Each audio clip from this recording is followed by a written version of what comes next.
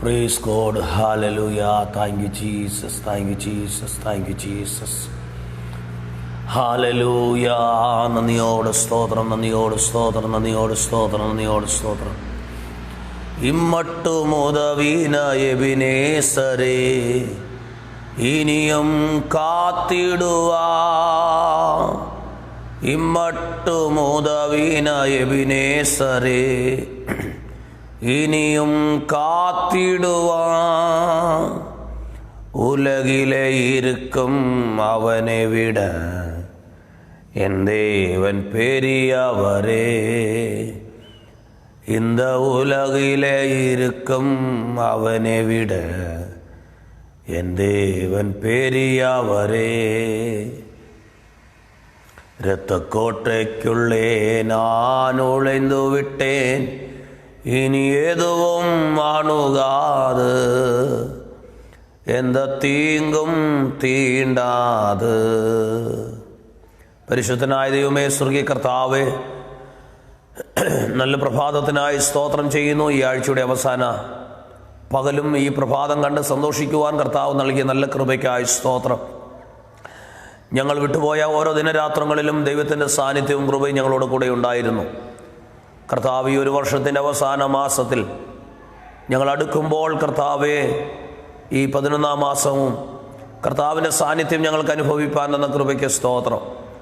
ലോകം മുഴുവനും വിവിധ ജനങ്ങൾ വിവിധ നിലകാരങ്ങളിൽ കഷ്ടത അനുഭവിക്കുമ്പോൾ ഞങ്ങളെ അവിടങ്ങളിലൊക്കെ പരിപാലിച്ച വിധങ്ങൾക്കും വഴികൾക്കുമായി ഞങ്ങൾ നന്ദി പറയുന്നു. കർത്താവ്, ഇന്നത്തെ ശുശ്രൂഷ ദൈവകരങ്ങളിലേക്ക് ഏൽപ്പിക്കുന്നു. വേഡ് ദാറ്റ് നെവർ ഫെയ്ഡ് എന്ന തിരുവചന ഗ്രൂപ്പിനായി അടിയൻ സ്തോത്രം ചെയ്യുന്നു.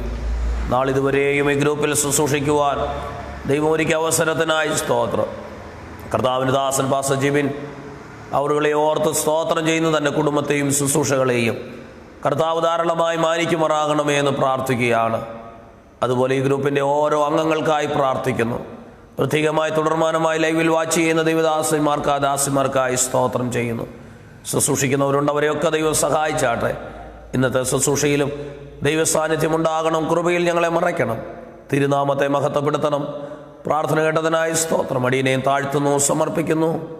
സകലതും യേശുക്രിസ്തുവിൻ നാമത്തിൽ തന്നെ. ആമേൻ. Praise the Lord. കർത്താവിൻ്റെ ധന്യ തിരുനാമം വാഴ്ത്തപ്പെടുമാറാകട്ടെ. വേഡ് ദാറ്റ് നെവർ ഫെയ്ഡ് എന്ന ഈ തിരുവചന ഗ്രൂപ്പ് വഴി കർത്താവിൻ്റെ നാമത്തെ ഉയർത്തുവാൻ ദൈവം ഒരുക്കി തന്ന നല്ല സാവകാശത്തെയും അവസരത്തെ ഓർത്ത് സ്തോത്രം ചെയ്തുകൊണ്ട് വെളിപ്പാട് പുസ്തകം 1, 2, 3 അധ്യായങ്ങളിൽ കാണുന്ന തേജസ്കരിക്കപ്പെട്ട് വെളിപ്പെട്ടതായ ക്രിസ്തുവും ആ ക്രിസ്തു സഭയോട് പറയുന്ന ദൈവിക സന്ദേശവും എളുതായ രീതിയിൽ ദൈവം നൽകിയ പ്രകാശനത്തിനനുസരിച്ച് ദൈവസാന്നിധ്യത്തിൻ്റെ മറവിൽ ആത്മാവിൻ്റെ ബലത്തിൽ കഴിഞ്ഞ 28 ദിവസങ്ങൾ ശുശ്രൂഷിക്കുവാൻ 29ാമത്തെ ദിവസമായി ഇന്ന് ഈ ഭാഗം അവസാനിപ്പിക്കുവാൻ നാളിതുവരെയും ദൈവം ഒരുക്കിയ എല്ലാ അവസരത്തിനും വഴികൾക്കുമായി സ്തോത്രം ചെയ്യുന്നു. വലിയ ഗഹനമേറിയ കാര്യങ്ങളിലേക്കൊന്നും കടന്നു പോകുവാൻ കഴിഞ്ഞില്ലെങ്കിലും ദൈവം നൽകിയ ചില ആത്മീയ സന്ദേശങ്ങൾ പ്രിയപ്പെട്ടവരുമായി ഷെയർ ചെയ്യുവാൻ കഴിഞ്ഞു എന്നുള്ളതിൽ ഞാൻ അഭിമാനിക്കുന്നു. കർത്താവിനെ മഹത്വപ്പെടുത്തുന്നു. ഞാൻ ചിന്തിച്ചപ്പോൾ വേഡ് ദാറ്റ് നെവർ ഫെയ്ഡ് എന്ന ഈ തിരുവചന ഗ്രൂപ്പിൽ ഇന്നത്തോടും ചേർത്ത് ഏകദേശം തുടർമാനമായി 109 ലൈവുകൾ തുടർമാനമായി ചെയ്യുവാൻ കർത്താവ് കൃപ നൽകി. സ്തോത്രം. ആദ്യം ഒരാഴ്ചയിൽ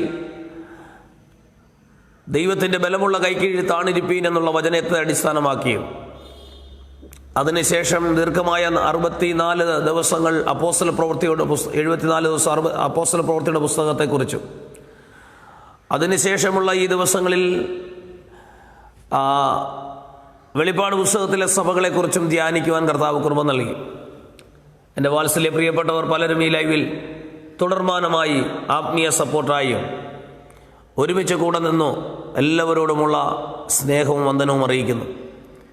വിശേഷിയാൽ കർത്തൃ ശുശ്രൂഷയിൽ ഏറെ മുന്നിലുള്ള ശക്തമായി കരങ്ങളിൽ ഈ തലമുറയിൽ കർത്താവിന് വേണ്ടി പ്രയോജനപ്പെടുന്ന കർത്താവിൻ്റെ ദാസൻ പാസ്റ്റർ ഷിജു ആന്റണി പാസ്റ്റർ എല്ലാ സ്നേഹവും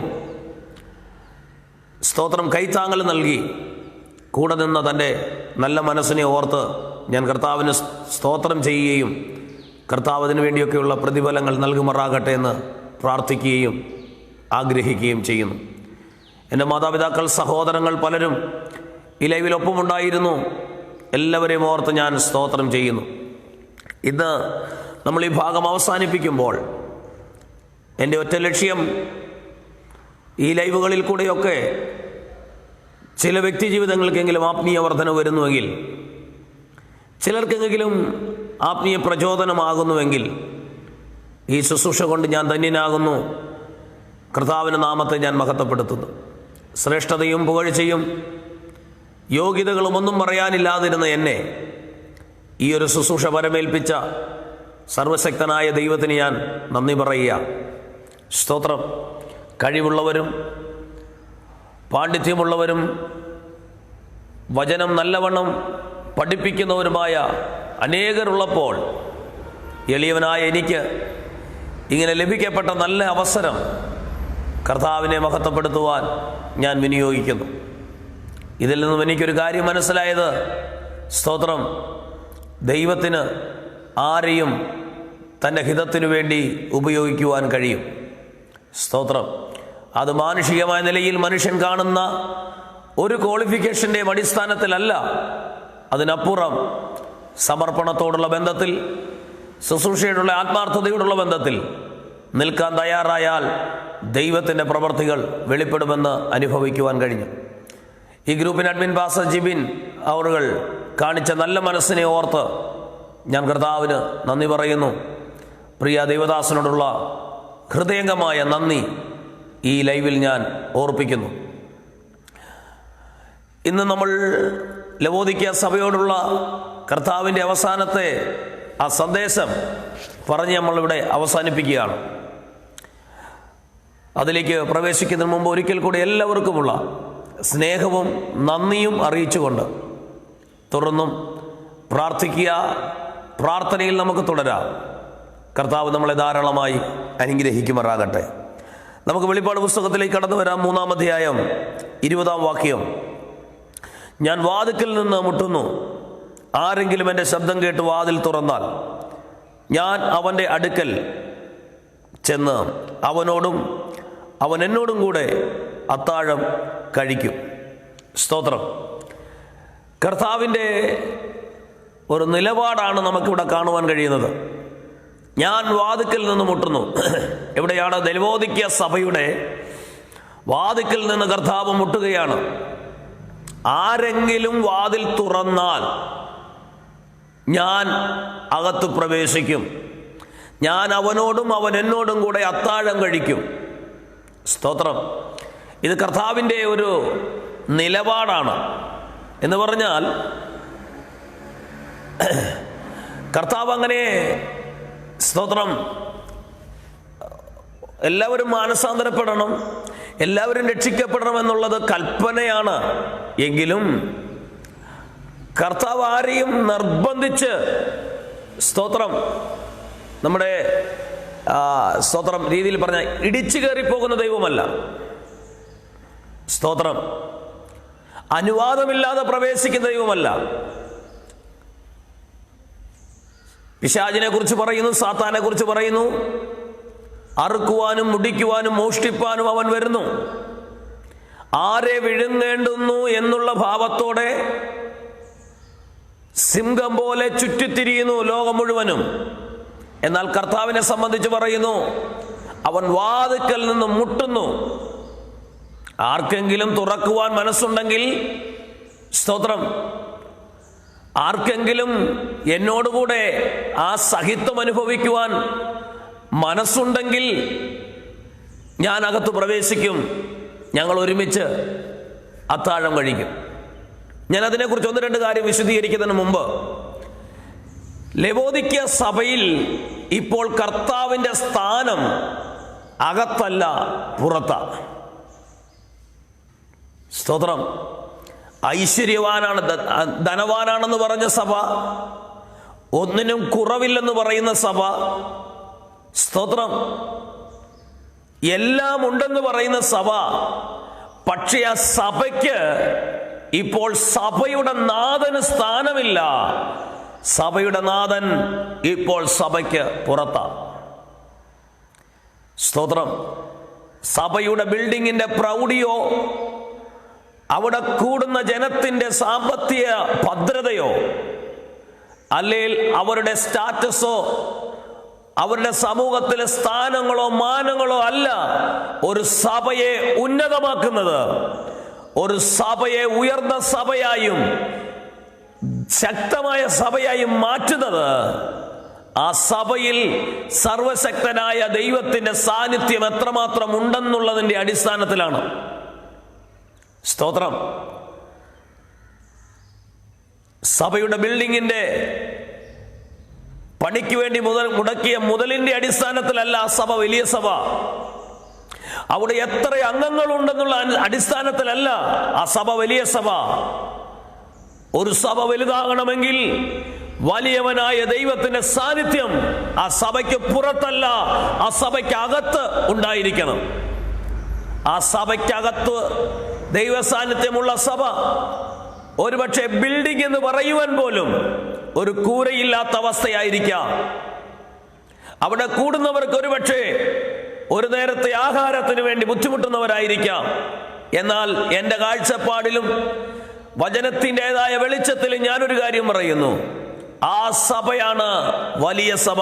ആ സഭയ്ക്കകത്ത് യേശുവിന്റെ സാന്നിധ്യമുണ്ടെങ്കിൽ ആ സഭയാണ് വലിയ സഭ. സ്തോത്രം.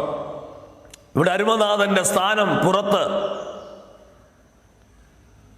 ആത്മാവിന്റെ സാന്നിധ്യം എവിടെയുണ്ടോ അവിടെയാണ്, അതാണ് ദൈവസഭ, അതാണ് ദൈവസഭയുടെ ശ്രേഷ്ഠത. അപ്പോസ്തല പ്രവൃത്തി 1-ാം അധ്യായത്തിൽ കാണുന്നുണ്ടല്ലോ. 2-ാം അധ്യായത്തിൽ യെരുശലേം ദേവാലയത്തിൽ പെരുന്നാൾ ആഘോഷിക്കാൻ വന്നവർ, ഇപ്പോൾ അവർക്ക് പെരുന്നാളല്ല വിഷയം. അടുത്തൊരു മാളിക മുറിയിൽ, അതിനടുത്തൊരു വീടിന്റെ മുകളിലത്തെ റൂമിൽ, സ്തോത്രം, ശക്തമായ ആത്മസാന്നിധ്യം വെളിപ്പെടുന്നു. ജനമെല്ലാം പെരുന്നാളിനെ വിട്ടിട്ട് ആരാധനയിലേക്ക് ഓടി വന്നു. സ്തോത്രം. ഇതിന്റെ കാരണം ദൈവ സാന്നിധ്യം അകത്തുള്ളതാണ് വലിയ കാര്യം. ഇവിടെ കാണുന്നു, അരുമനാഥന്റെ സ്ഥാനം പുറത്തുനിന്ന് തട്ടുകയാ. ആരെങ്കിലും ശബ്ദം കേട്ടാൽ, സ്തോത്രം, ആരെങ്കിലും ശബ്ദം കേട്ടാൽ, വാതിൽ തുറന്നാൽ ഞാൻ പ്രവേശിക്കാം. നിലപാടാണ് യേശു ക്രിസ്തുവിന്റെ. സ്തോത്രം. കാണാതെ പോയ ആടിനെ തേടിപ്പോകുന്ന ഇടയൻ, ശരിയാണ്. പക്ഷേ വീട് വിട്ടുപോയ മകനെ തേടിപ്പോയില്ല അപ്പൻ. കാത്തിരുന്നു, വന്നാൽ സ്വീകരിക്കാം. നിലപാടാ. കാണാതെ പോയ ആടിനെ തേടിപ്പോയി. ഏതൊക്കെ വനാന്തര മേഖലകളിൽ തേടിപ്പോയെന്ന് അറിയത്തില്ല. ഹല്ലേലൂയ. എവിടൊക്കെ തേടിപ്പോകണോ അവിടെ എല്ലാം തേടിപ്പോയി. കണ്ടുകിട്ടിയപ്പോൾ എടുത്തുകൊണ്ട് കൂട്ടത്തിൽ ചേർത്തു. പക്ഷെ വീട് വിട്ടുപോയ മകനെ തേടി അപ്പൻ പോയില്ല. അപ്പന് സ്നേഹമില്ലാഞ്ഞതുകൊണ്ടല്ല, അപ്പന്റെ നിലപാടാ. അവൻ മടങ്ങി വന്നാൽ അവനെ ഞാൻ സ്വീകരിക്കാം. അവന് വേണ്ടി, സ്തോത്രം, വസ്ത്രമൊരുക്കി വെച്ചിരുന്നു, അവന് വേണ്ടി മോതിരം ഒരുക്കി വെച്ചിരുന്നു, അവന് വേണ്ടി പുതിയ പാദരക്ഷ ഒരുക്കി വെച്ചിരുന്നു. സ്തോത്രം.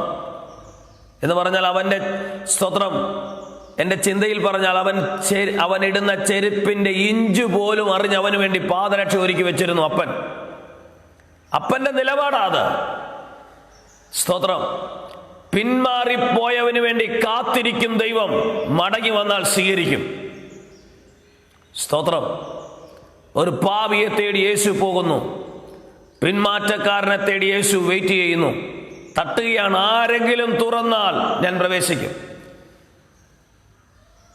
സ്തോത്രം. ദീർഘവർഷങ്ങൾക്ക് മുമ്പ് പ്രസിദ്ധനായ ഒരു വ്യക്തി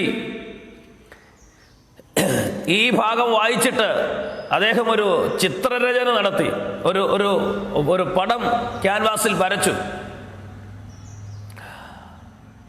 സ്തോത്രം. ഇത് വീക്ഷിച്ച ഒരു വ്യക്തി ചോദിച്ചു, അല്ലയോ സ്നേഹിത, നിങ്ങൾ വരച്ച ഈ പിക്ചറിനകത്ത് പുറത്ത് ലോക്കില്ലല്ലോ. ആ കതകിൻ്റെ അവിടെ യേശു നിന്ന് മുട്ടുന്ന ചിത്രമാണ് വരയ്ക്കുന്നത്. ആ ചിത്രത്തിൽ പുറത്തു നിന്നുള്ള ലോക്കില്ലല്ലോ. അദ്ദേഹം പറഞ്ഞു, ഇതൊരു വ്യക്തിയുടെ ഹൃദയമാണ് ഈ വരച്ചിരിക്കുന്നത്. അകത്താണ് ആ ഹൃദയത്തിന്റെ വാതിലിരിക്കുന്നത്. അകത്തുനിന്ന് തുറന്നാൽ മാത്രമേ യേശുവിനകത്ത് പ്രവേശിക്കാൻ കഴിയത്തുള്ളൂ. അതുകൊണ്ടാണ് ഞാൻ ഈ കതകിന് പുറത്ത് വാതിൽ വെക്കാഞ്ഞത്, പുറത്ത് സ്തോത്രം പൂട്ടുവയ്ക്കാഞ്ഞത്. ഇന്ന് രാവിലെ സമയം ഓർക്കുക, യേശു മുട്ടുന്നു. എന്തിനു വേണ്ടി? ആരെങ്കിലും വാതിൽ തുറന്നാൽ ഞാൻ അവനോടും അവൻ എന്നോടും അത്താഴം കഴിക്കും. സ്തോത്രം. ഈ അത്താഴം എന്ന് പറയുന്നത് യഹൂദന്മാരെ സംബന്ധിച്ച് ഒരു ഗസ്റ്റിന് കൊടുക്കുന്ന ബഹുമാന്യതയാണ്. ഒരത്താഴത്തിന് ക്ഷണിക്കുക എന്ന് പറഞ്ഞാൽ അവർ കൊടുക്കുന്ന ഏറ്റവും വലിയ ബഹുമതിയാണ്.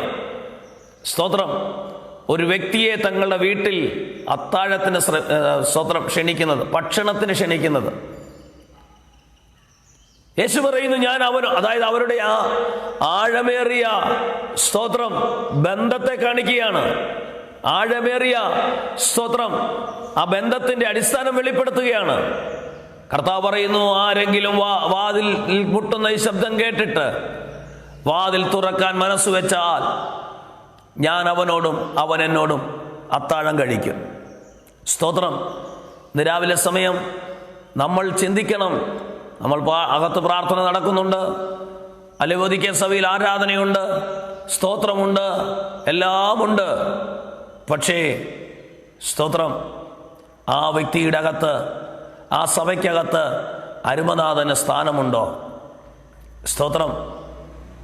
നമ്മൾ ചിന്തിക്കുക, നമ്മുടെ സഭയ്ക്കകത്ത് വേണ്ട, നമ്മുടെ ഹൃദയത്തിനകത്ത് യേശു ഇപ്പോഴും ഉണ്ടോ, അല്ലെ യേശുവിന് സ്ഥാനം പുറത്താണോ എന്ന് നമ്മൾ വിചിന്തനം ചെയ്യുന്നത് ഏറ്റവും നന്നായിരിക്കും. കർത്താവ് പറയുന്നു, ഞാൻ അവനോടുകൂടെ അത്താഴം കഴിക്കും, ഞാൻ അവനുമായി ആത്മീയ ബന്ധം പുലർത്തും. അതുമാത്രമല്ല, അതിനുശേഷമുള്ള അനുഗ്രഹത്തെക്കുറിച്ച് അവിടെ പറയുന്നത്, ജയിക്കുന്നവനുള്ള അനുഗ്രഹം. ജയിക്കുന്നവന് ഞാൻ എന്നോടുകൂടെ എൻ്റെ സിംഹാസനത്തിൽ ഇരിപ്പാൻ വരം നൽകും. സ്തോത്രം. ജയിക്കുന്നവന് കർത്താവിനോടുകൂടെ സിംഹാസനത്തിൽ ഇരിപ്പാൻ വരം നൽകും. ഇതിനെക്കുറിച്ച് ശിഷ്യന്മാരോട് കർത്താവ് 1-2 വട്ടം സൂചന കൊടുത്തിട്ടുണ്ടായിരുന്നു. ഒരിക്കൽ പത്രോസ് യേശുവിനോട് ചോദിച്ചു, ഇതെല്ലാം വിട്ട് ഞങ്ങൾ നിന്നെ അനുഗമിക്കുന്നുവല്ലോ, ഞങ്ങൾക്ക് എന്ത് ലഭിക്കും? സ്തോത്രം. പ്രിയമുള്ളവരെ,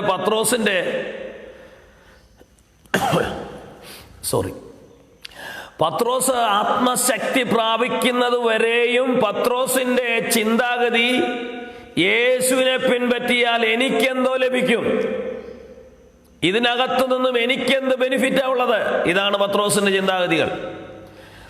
പക്ഷേ പത്രോസ് ആത്മസാന്നിധ്യം രുചിക്കാൻ തുടങ്ങിയപ്പോൾ മുതൽ പത്രോസിന് മനസ്സിലായി, എനിക്ക് കിട്ടുന്നതല്ല വിഷയം, എനിക്കെന്തു യേശുവിന് വേണ്ടി ചെയ്യാൻ കഴിയും. സ്തോത്രം. പത്രോസ് ചോദിച്ചതാ കർത്താവിനോട്, ഇതെല്ലാം വിട്ട് ഞങ്ങൾ പിൻഗമിക്കുന്നു, ഞങ്ങൾക്ക് എന്തോ കിട്ടും. പക്ഷേ ആത്മസാന്നിധ്യം പ്രാപിച്ചതിന് ശേഷം പത്രോസ് പറയുന്നു, വെള്ളിയും പൊന്നും ഒന്നും ഞങ്ങൾക്കില്ല, എനിക്കുള്ളത് ഞാൻ തരുന്നു, യേശുവിന്റെ നാമത്തിൽ എഴുന്നേറ്റ് നടക്കാം. ഹല്ലേലൂയ. ഇതാണ് ആത്മസാന്നിധ്യം പ്രാപിക്കുന്നതിൻ്റെ ഒരു വ്യത്യാസം. ഞാൻ പറഞ്ഞു വന്ന വിഷയം, മത്തായിയുടെ സുവിശേഷം സ്തോത്രം നമ്മൾ വായിക്കുമ്പോൾ 19-ാം അധ്യായത്തിൽ പത്രോസ് കർത്താവിനോട് ചോദിക്കുന്നു. ഞാനതൊന്ന് വായിക്കുന്നു. 27-ാം വാക്യം. പത്രോസ് അവനോട്, ഞങ്ങൾ സകലവും വിട്ടു നിന്നെ അനുഗമിച്ചുവല്ലോ, ഞങ്ങൾക്ക് എന്ത് കിട്ടുമെന്ന് ചോദിച്ചു. യേശു അവരോട് പറഞ്ഞത്, എന്നെ അനുഗമിക്കുന്ന നിങ്ങൾ പുനർജനനത്തിൽ മനുഷ്യപുത്രൻ തന്റെ മഹത്വത്തിൽ സിംഹാസനത്തിൽ ഇരിക്കുമ്പോൾ നിങ്ങളും 12 സിംഹാസനത്തിൽ ഇരുന്ന് ഇസ്രയേൽ ഗോത്രം 12-നെയും ന്യായം വിധിക്കും എന്ന് ഞാൻ സത്യമായിട്ട് നിങ്ങളോട് പറയുന്നു. സ്തോത്രം. കർത്താവ് പറയുന്നു, നിങ്ങൾ ന്യായം വിധിക്കും, സിംഹാസനത്തിലിരിക്കും. ഹല്ലേലൂയ. ഇനി ലൂക്കോസിന്റെ സുവിശേഷം 22-ാം അധ്യായം 29 മുതൽ വായിക്കുമ്പോൾ, പരീക്ഷകൾ 29, എൻ്റെ പിതാവ് എനിക്ക് രാജ്യം നിയമിച്ച് തരുന്നത് പോലെ ഞാൻ നിങ്ങൾക്കും നിയമിച്ചു തരുന്നു. നിങ്ങൾ എൻ്റെ രാജ്യത്തിൽ എൻ്റെ മേശയിങ്കൽ തിന്നുകുടിക്കുകയും സിംഹാസനങ്ങളിൽ ഇരുന്ന് ഇസ്രായേൽ ഗോത്രം 12-നെയും ന്യായം വിധിക്കുകയും ചെയ്യും. സ്തോത്രം. അപ്പോൾ കർത്താവിടെ പറയുന്നു, ജയിക്കുന്നവന് ഞാൻ സിംഹാസനത്തിലിരുന്ന് ന്യായം, എന്നോടുകൂടെ അവർ സിംഹാസനത്തിൽ ഇരിക്കും. സ്തോത്രം. എത്ര മഹത്തായ വാക്തത്വമാണ് കർത്താവ് നമ്മൾക്ക് നൽകിയിരിക്കുന്നത്. കർത്താവിനോടുകൂടെ സിംഹാസനങ്ങളിൽ ഇരിക്കുവാനുള്ള ഭാഗ്യം. സ്തോത്രം. അതുകൊണ്ട് നമുക്കും ജയിക്കാം, നമുക്കും ആ ഭാഗ്യപദവി കർത്താവ് നൽകുമാറാകട്ടെ. അടുത്ത് വായിക്കുന്നു, ഞാനും ജയിച്ചു എൻ്റെ പിതാവിനോട് കൂടെ അവൻ്റെ സിംഹാസനത്തിൽ ഇരുന്നത് പോലെ തന്നെ. സ്തോത്രം. യേശു ജയിച്ചു. യേശു ജയിച്ചു. യേശു ജയിക്കുവാൻ വേണ്ടി താൻ സ്വയം അർപ്പിക്കപ്പെട്ടതായി മാറിയെന്ന് നമുക്ക് കാണുവാൻ കഴിയുന്നു. ക്രൂശ് മരണം ഒരിക്കലും തോൽവിയല്ല. ക്രൂശ് മരണം ഒരിക്കലും പരാജയമല്ല. ക്രൂശ് മരണം ഒരിക്കലും കഴിവുകേടിന്റെ അടയാളമല്ല. ക്രൂശ് മരണം യേശു ക്രിസ്തുവിന്റെ ജയത്തിന്റെ ഘോഷം മുഴക്കുന്ന അവസ്ഥയാണ്. കൊലോസ് ലേഖനം വായിക്കുന്നുവല്ലോ, ക്രൂശിന്റെ മേൽ ജയോത്സവം കൊണ്ടാടി തലയിൽ മുൾക്കിരീടം അണിഞ്ഞവനായി നിൽക്കുമ്പോഴും യോസേഫസിന്റെ സ്തോത്രം അഭിപ്രായത്തിലും ചരിത്രത്തിലും കാണുന്നത്, തലയിലടിച്ച മുള്ള് ഒന്ന് തലയൊട്ടി സ്തോത്രം കീറിക്കൊണ്ടൊന്ന് കണ്ണിലേക്ക് ഇറങ്ങി, കണ്ണിലെ കൃഷ്ണമണി അതിൽ തൂങ്ങിക്കിടന്നു എന്നാണ് കാണുന്നത്. അത്രമാത്രം വേദന സഹിക്കുന്ന, പുറം മുഴുവതും ഉഴവുചാൽ പോലെ കീറപ്പെട്ടവനായ, സ്തോത്രം, കൈകളിലും കാലുകളിലും അടിക്കപ്പെട്ട് വേദന അനുഭവിക്കുന്നവനായ യേശു ക്രിസ്തുവിനെ കുറിച്ച് പറയുന്നു, ക്രൂശിന്റെ മേൽ ജയോത്സവം കൊണ്ടാടുകയായിരുന്നു. Praise the Lord. ക്രൂശ് മരണം തോൽവിയല്ല, ക്രൂശ് മരണം പരാജയമല്ല. ഞങ്ങളോട് പലരും ചോദിച്ചിട്ടുണ്ട്, സ്തോത്രം, നിങ്ങൾ എത്രയൊക്കെ യേശുവിനെ കുറിച്ച് പറയുന്നല്ലോ, യേശു രക്ഷകനാണെന്ന്. പക്ഷെ അങ്ങനെ എന്തുകൊണ്ട് യേശുവിനെ ക്രൂശീകരിക്കാൻ പിടിച്ചപ്പോൾ യേശുവിന് അതിൽ നിന്ന് രക്ഷപ്പെടാൻ കഴിഞ്ഞില്ല? അന്ന് പടയാളികളും കൂടെയുള്ളവരും ചോദിച്ച ചോദ്യം പോലെ, നീ നിന്നെ തന്നെ രക്ഷിക്കുവാൻ കഴിവില്ലാത്ത ഇവൻ എങ്ങനെ ഞങ്ങളെ രക്ഷിക്കുമെന്ന് ചോദിച്ച ചോദ്യം പോലെ ഇന്നും ചോദിച്ച് വിഘടിച്ച് നിൽക്കുന്നവരുണ്ട്. അങ്ങനെയുള്ള സഹോദരങ്ങളോട് സ്തോത്രം, സ്നേഹത്തിന്റെ ഭാഷയിൽ പറയട്ടെ, മനുഷ്യന്റെ പാപപരിഹാരത്തിന് വേണ്ടി മരിക്കുവാൻ വന്ന യേശു, സ്തോത്രം, ഈ ഭൂമി എല്ലാവരും ജീവിക്കുവാൻ ജനിച്ചപ്പോൾ നമുക്ക് വേണ്ടി മരിക്കുവാൻ ജനിച്ച യേശു ക്രിസ്തു നമ്മുടെ പാപപരിഹാരത്തിന് വേണ്ടി, ലോകം മുഴുവത്തിന്റെയും പാപപരിഹാരത്തിന് വേണ്ടി, സ്തോത്രം, ഹല്ലേലൂയ, ക്രൂശിൽ മരിച്ചു. അത് തോൽവിയല്ല, അത് ജയമായിരുന്നു. കർത്താവ് പറയുന്നു, അതുപോലെ ജയിക്കുന്നവന് എൻ്റെ പിതാവ് എനിക്ക് സിംഹാസനം നൽകിയതുപോലെ ഞാനും നിങ്ങൾക്ക് സിംഹാസനത്തിൽ ഇരിപ്പാൻ വരം നൽകും. അതുകൊണ്ട് ഇന്ന് രാവിലെ സമയം ഈ ശബ്ദം ശ്രവിക്കുന്ന പ്രിയപ്പെട്ടവരോടായി ഞാൻ പറയുന്നു, ഏതെല്ലാം പ്രതിസന്ധികൾ വന്നാലും, ഏതെല്ലാം പ്രശ്നങ്ങൾ വന്നാലും, ആരെല്ലാം ക്രിസ്തുവിനെ ജീവിതത്തിൽ നിന്നും സ്തോത്രം പുറത്താക്കി നിർത്തിയാലും, വാതിലിൽ മുട്ടുന്ന അവസ്ഥയിൽ കൂടെ നിന്നാലും, ഞാനും നിങ്ങളും അങ്ങനെയാകരുത്. നമുക്ക് ജയിക്കണം. നമ്മളോടുള്ള ബന്ധത്തിൽ യേശുവിന്റെ സ്ഥാനം പുറത്താകരുത്. യേശു നമ്മുടെ അകത്താകട്ടെ. എപ്പോഴും വീട്ടുകാര്യങ്ങൾ ചെയ്യുമ്പോഴും, ജോലി മേഖലയിലായിരിക്കുമ്പോഴും, ശുശ്രൂഷ സമയത്തായിരിക്കുമ്പോഴും, ആത്മീയ കൂട്ടായ്മകൾ പങ്കെടുക്കുമ്പോഴും എപ്പോഴും യേശുവിന്റെ സ്ഥാനം നമ്മോടൊപ്പം, നമ്മുടെ അകത്ത് ആകട്ടെ. അതുകൊണ്ട് ഇന്ന് രാവിലെ സമയം ഞാൻ ഈ വാക്ക് ഇവിടെ പര്യവസാനിപ്പിക്കുമ്പോൾ, ദീർഘമായ 29 ദിവസം വെളിപ്പാട് പുസ്തകത്തിന്റെ സ്തോത്രം ധ്യാനം നമുക്ക് ചെയ്യുവാൻ കർത്താവ് കൃപ നൽകി. അവസാനത്തെ സഭയായ ലവോദിക്ക സഭയോട് കർത്താവ് പറഞ്ഞ് അവസാനിപ്പിക്കുന്നത്, സ്തോത്രം, ഞാൻ വാതിക്കൽ നിന്ന് മുട്ടുകയാ. നമ്മുടെ ജീവിതത്തിൽ ഒരിക്കലും അങ്ങനൊരു മേഖല വരാതെ വണ്ണം, അങ്ങനൊരു നിലവാരത്തിലേക്ക് നമ്മൾ തരം താന്ന് പോകാതെ വണ്ണം യേശുവിൻ്റെ സാന്നിധ്യം നമ്മുടെ അകത്തുണ്ടോ എന്ന് ഓരോ ദിവസവും പരിശോധന ചെയ്യുന്നത് ഏറ്റവും നല്ലതായിരിക്കും. നമ്മളൊന്ന് പരിശോധന ചെയ്യുക. ഞാൻ ശുശ്രൂഷിക്കുന്നു, ഞാൻ പ്രാർത്ഥിക്കുന്നു, ഞാൻ പ്രസംഗിക്കുന്നു, ഞാൻ സുവിശേഷം പറയുന്നു, ഞാൻ കർത്താവിന് വേണ്ടി പല കാര്യങ്ങൾ ചെയ്യുന്നു. പക്ഷേ യേശു ഇപ്പോൾ എന്നോടുള്ള ബന്ധത്തിൽ എവിടെ നിൽക്കുന്നു? അകത്താണോ പുറത്താണോ? അകത്താണോ പുറത്താണോ? നമ്മൾ ഇന്ന് രാവിലെ ഒന്ന് ചിന്തിക്കുന്നത് ഏറ്റവും നന്നായിരിക്കും. സ്തോത്രം. ഞാനത് ചിന്തിക്കുന്നു, ഞാനതിൽ ചിന്തയുള്ളവനായിരിക്കുന്നു. നമുക്കൊരുമിച്ച് അങ്ങനെ ഒരു ചിന്തയിലേക്ക് അടുത്ത് വരാം. പുറമെയുള്ള എന്തെങ്കിലും പ്രൗഢിയോ ശ്രേഷ്ഠതയോ, സ്തോത്രം, ധനമോ മാനമോ പുകഴ്ചയോ ഒന്നുമല്ല നമ്മളാക്കി മാറ്റുന്നത് നമ്മുടെ അകത്ത് വസിക്കുന്ന യേശുവിൻ്റെ സാന്നിധ്യമാണ്. ആ യേശുവിൻ്റെ സാന്നിധ്യം അകത്തു നിന്ന് പുറത്തു പോകരുത്. യേശു നമ്മിൽ നിന്നും പുറത്തു പോയാൽ പിന്നെ നമ്മൾ വെറും ശൂന്യമാണ്. പിന്നെ നമ്മൾ കർത്താവിൻ്റെ ഭാഷയിൽ പറഞ്ഞാൽ, ആത്മാവിൻ്റെ ഭാഷയിൽ പറഞ്ഞാൽ, സ്തോത്രം, നിർഭാഗ്യനും അരിഷ്ടനും ദരിദ്രനും കുരുടനും നഗ്നനുമാണ്. സ്തോത്രം. അരിഷ്ടനാണ്, നിർഭാഗ്യവാനാണ്, കുരുടനാണ്, നഗ്നനാണ്. അതുകൊണ്ട് ഇന്ന് രാവിലെ സമയം നമുക്ക് തീരുമാനിക്കാം, യേശു നമ്മോടൊപ്പം അകത്തുണ്ടോ, നമ്മിൽ നിന്നും പുറത്താണോ? യേശു വന്ന് നമ്മുടെ കഥകെ മുട്ടുവാൻ അനുവാദം കൊടുക്കരുത്. ആ ഒരു മേഖലയിലേക്ക് നമ്മുടെ ആത്മീയ ജീവിതം തരം താന്നു പോകരുത്. യേശു എപ്പോഴും അകത്തിരിക്കട്ടെ. യേശു എപ്പോഴും നമ്മളോടൊപ്പം ഇരിക്കട്ടെ.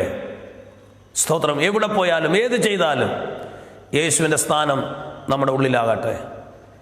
അതിനായി നമുക്ക് സമർപ്പിക്കാം. ഈ ഭാഗത്തിൽ ഒരു ചിന്തയുടെ ഞാൻ പറഞ്ഞിവിടെ അവസാനിപ്പിക്കാൻ താല്പര്യപ്പെടുന്നു. വാതിക്കൽ നിന്ന് മുട്ടുന്നു. ഞാനിതിനു മുമ്പ് പല പ്രാവശ്യം, അത് പ്രാധാന്യമുള്ളത് കൊണ്ടാണ് പല പ്രാവശ്യം ഞാൻ എടുത്തെടുത്ത് പറഞ്ഞത്. ഒന്നാമത്തെ സഭയോട് പറഞ്ഞു ഞാൻ വരും. മൂന്നാമത്തെ സഭയോട് പറയുന്നു ഞാൻ വേഗം വരുന്നു. അഞ്ചാമത്തെ സഭയോട് ഞാൻ കള്ളനെ പോലെ വരുന്നു. ആറാമത്തെ സഭയോട് പറയുന്നു ഞാൻ വരുന്നു. ഏഴാമത്തെ സഭയോട് പറയാൻ നിന്നില്ല, കതകിൽ വന്ന് മുട്ടി. നമ്മുടെ അരുമനാഥൻ്റെ വരവ് ഏറ്റവും അടുത്തിരിക്കുന്നു. സ്തോത്രം.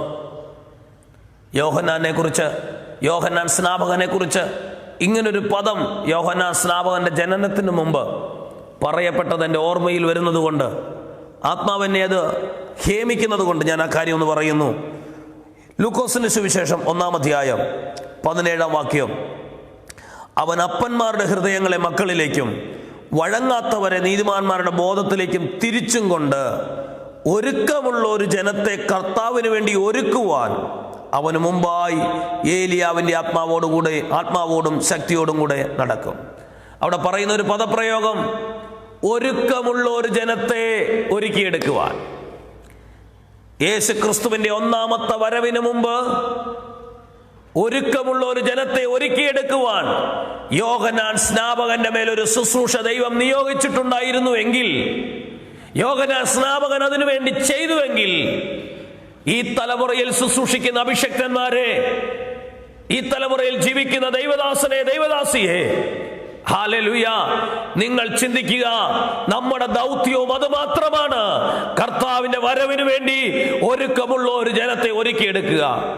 ഏതെല്ലാം പ്രസംഗങ്ങൾ നടത്തിയാലും, ഏതെല്ലാം ശുശ്രൂഷകൾ ചെയ്താലും, ഏതെല്ലാം പ്രാർത്ഥനാ മീറ്റിങ്ങുകൾ നടത്തിയാലും, നമ്മുടെ എല്ലാം ഏറ്റവും വലിയ ലക്ഷ്യം, ഞാൻ കർത്താവിന്റെ വരവിന് വേണ്ടി ഒരുങ്ങണം. എന്നോട് കൂടെ നിൽക്കുന്ന, എന്നോട് കൂടെ ചുറ്റി നിൽക്കുന്ന ഒരു കൂട്ടം ജനത്തെ എനിക്ക് കർത്താവിന്റെ വരവിന് വേണ്ടി ഒരുക്കിയെടുക്കണം. സ്തോത്രം. നമ്മുടെ ലക്ഷ്യം അതാകട്ടെ.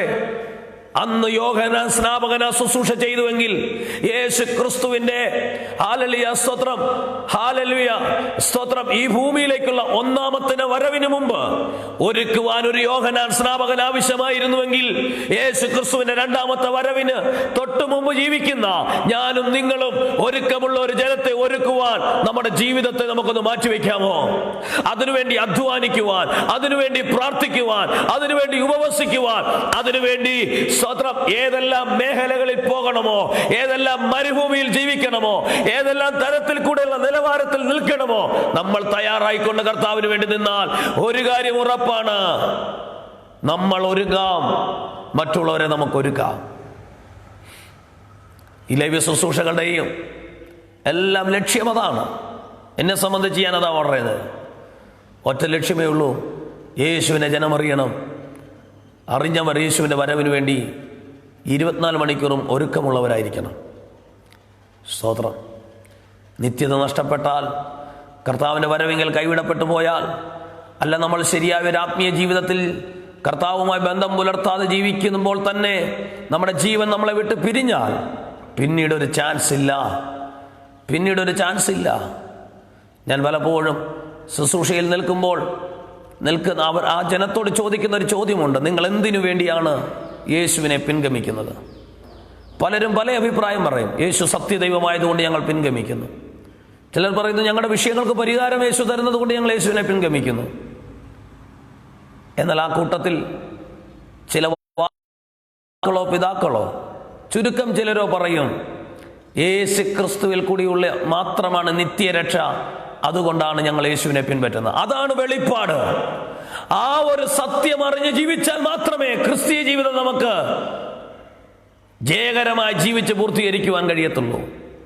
ഈ ശുശ്രൂഷകളുടെയും ഈ ഗ്രൂപ്പുകളുടെയും ഒക്കെ ലക്ഷ്യം നിത്യതയിൽ ചെന്നെത്തണം. കേൾക്കുന്ന വ്യക്തികൾ നമുക്കതിനു വേണ്ടി നമുക്കൊന്ന് സമർപ്പിക്കാം. സ്തോത്രം. ലവോദിക്ക സഭയോട് പറയുന്നത് പോലെ ഒരിക്കലും നമ്മുടെ ജീവിതത്തിൽ യേശുവിൻ്റെ സ്ഥാനം പുറത്താകരുത്, നമ്മുടെ അകത്തായിരിക്കട്ടെ. അവസാനം പറഞ്ഞു നിർത്തുന്നു, ആത്മാവ് സഭകളോട് പറയുന്നത് ചെവിയുള്ളവൻ കേൾക്കട്ടെ. ഞാൻ ഒരിക്കൽ കൂടെ പറയുന്നു, 7 സഭകളോടും പൊതുവായി പറയുന്ന ചില സന്ദേശമുണ്ട്. 1, മാനസാന്തരപ്പെടുക. 2, ഞാൻ അറിയുന്നു. 3, ഞാൻ വേഗം വരും. 4, ആത്മാവ് പറയുന്നത് കാതുള്ളവൻ ചെവിയുള്ളവൻ കേൾക്കട്ടെ. സ്തോത്രം. എന്തുകൊണ്ടാണ് ആത്മാവ് പറയുന്നത്? സ്തോത്രം. നിങ്ങളെ ശ്രദ്ധിച്ചു നോക്കിക്കേ. 7 സഭകളോട് പറയുമ്പോഴും ആദ്യം യേശു ക്രിസ്തു പറയുന്നു. 1-ാമത്തെ സഭയോട് പറയുമ്പോൾ 7 നക്ഷത്രം വലങ്കൈ പിടിച്ചവൻ, 7 നിലവിളക്കുകളുടെ നടുവിൽ ഉലാവുന്നവൻ പറയുന്നത്. അങ്ങനെ ഓരോ സഭയോട് പറഞ്ഞിട്ട് അവസാന സഭയോട് പറയുമ്പോൾ സത്യവാനും വിശുദ്ധനുമായവൻ അരുളി ചെയ്യുന്നത്. എല്ലാ സഭകളോടും ആദ്യം യേശു ക്രിസ്തുവിനെ കുറിച്ച് പറഞ്ഞിട്ട് അവസാനം വരുമ്പോൾ പറയുന്ന കാര്യമാണ് ആത്മാവ് സഭകളോട് പറയുന്നത് ചെവിയുള്ളവൻ കേൾക്കട്ടെ എന്ന് പറഞ്ഞാൽ യേശുവിന് പറയാനുള്ളതും ആത്മാവിന് പറയാനുള്ളതും ഒന്നാണ്. ആത്മാവ് എന്തുകൊണ്ടാണ് നമ്മളോട് പറയുന്നത്? ആത്മാവിന്റെ ദൗത്യമാണ് ഒരുക്കമുള്ള ഒരു ജനത്തെ ഒരുക്കിയെടുക്കുക എന്നുള്ളത്. ഒന്നിച്ച് പണിത് വരുന്നത് മുദ്രയിടപ്പെട്ട വീണ്ടെടുപ്പ് നാളിനായി മുദ്രയേൽക്കപ്പെട്ടത് പരിശുദ്ധാത്മാവിനാലാകയാൽ ആ പരിശുദ്ധാത്മാവിനൊരു ദൗത്യമുണ്ട്. ആ മണവാളം വരുമ്പോൾ നല്ല എലിയാസറിനെ പോലെ ജയസ്തോത്രം ഒരുക്കിക്കൊണ്ടുപോയി മണവാളന്റെ മുന്നിൽ നിർത്തുക എന്നുള്ള ദൗത്യം പരിശുദ്ധാത്മാവിനുള്ളത് കൊണ്ടാണ് പരിശുദ്ധാത്മാവ് ഓരോ സഭകളോട് പറയുമ്പോഴും ആത്മാവ് സഭകളോട് പറയുന്നവൻ ചെവിയുള്ളവൻ കേൾക്കട്ടെ എന്ന് പറയുന്നത്.